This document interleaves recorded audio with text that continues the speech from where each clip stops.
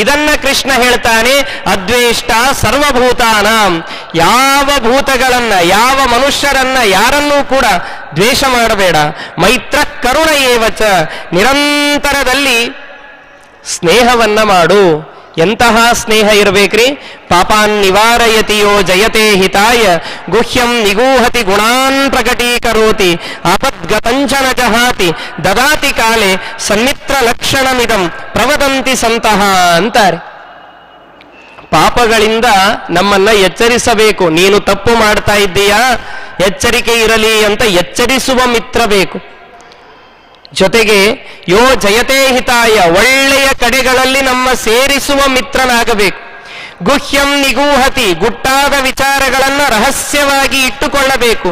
ಗುಣಾನ್ ಪ್ರಕಟೀಕರೋತಿ, ನಮ್ಮ ಗುಣಗಳನ್ನು ಸಮಾಜದ ಎದುರಿಗೆ ಹೇಳಬೇಕು. ಆಪದ್ಗತಂಚ ನಜಹಾತಿ, ಆಪತ್ತು ಕಾಲ ಬಂದಾಗ ಕೈ ಎತ್ತಿ ನೀಡುವ ಸ್ನೇಹಿತನಿರಬೇಕೆ ಹೊರತು ಕೈ ಎತ್ತುವ ಸ್ನೇಹಿತನಿರಬಾರದು. ಇಂಥವನನ್ನ ಮಿತ್ರ ಅಂತ ಕರಿಬೇಕು ಅಂತಾರೆ. ಆ ಮಿತ್ರ ಯಾರು ಅಂದ್ರೆ ಅವನು ಭಗವಂತ ಒಬ್ಬನೇ. ನಾವು ತಪ್ಪುಗಳನ್ನ ಮಾಡಿದಾಗ ಕಷ್ಟಗಳನ್ನ ಕೊಟ್ಟು ಎಚ್ಚರಿಸ್ತಾನೆ, ಕಷ್ಟಗಳನ್ನ ಕೊಟ್ಟು ಒಳ್ಳೆಯ ಕಡೆಗೆ ನಮ್ಮನ್ನ ಸೇರಿಸ್ತಾನೆ. ಯೋಜಯತೆ ಹಿತಾಯ. ದೇವರ ಮುಂದೆ ಯಾವುದನ್ನೇ ಹೇಳಿಕೊಳ್ಳಿ, ದೇವರು ತನ್ನಲ್ಲಿ ಇಟ್ಟುಕೊಳ್ತಾನೆ. ಇನ್ನೊಬ್ಬರ ಮುಂದೆ ಹೇಳಿಕೊಳ್ಳಿ, ಬೆಳಗಾಗುವುದರೊಳಗೆ ಆ ಸುದ್ದಿಯೆಲ್ಲ ಊರು ಜನರ ಮುಂದೆ ಬಂದಿರ್ತದೆ. ದೇವರ ಮುಂದೆ ಹೇಳಬೇಕು. ದುಷ್ಟ ಜನಗಳು ಬಲು ಕಷ್ಟ ಕೊಡುತ್ತಿಹರೋ, ನಿನಗೆಷ್ಟು ಹೇಳಲಿ ಕೇಳೋ ಜಿಷ್ಣು ಸಖನೇ. ವೃಷ್ಣೀಶನಿ ದಯಾ ದೃಷ್ಟಿಯಿಂದಲಿ ನೋಡಿ ಹೃಷ್ಟನ್ನ ಮಾಡೋ, ಸಂತುಷ್ಟಿಯಿಂದಲಿ ಬೇಗ ಬಂಧನವ ಪರಿಹರಿಸೋ ಭವವಿದೂರ. ಕಂದರ್ಪ ಜನಕ ಕಾರುಣ್ಯದಲ್ಲಿ ಭಕ್ತರ ಬಂಧನವ ಪರಿಹರಿಸೋ ಭವವಿದೂರ.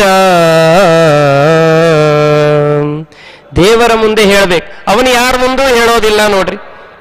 ಆಪತ್ತು ಕಾಲ ಬಂದಿದೆ ಅಂತ ದೇವರ ಮೊರೆ ಹೊಕ್ಕರೆ ಅವನು ಕೈ ಎತ್ತುವ ದೇವ ಅಲ್ಲ, ಕೈ ಹಿಡಿಯುವ ದೇವ ನಮ್ಮ ಭಗವಂತ.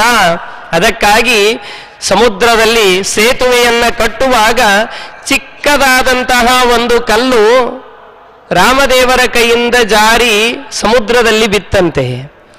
ಬಿದ್ದಾಕ್ಷಣ ಅದು ಮುಳುಗಿತು.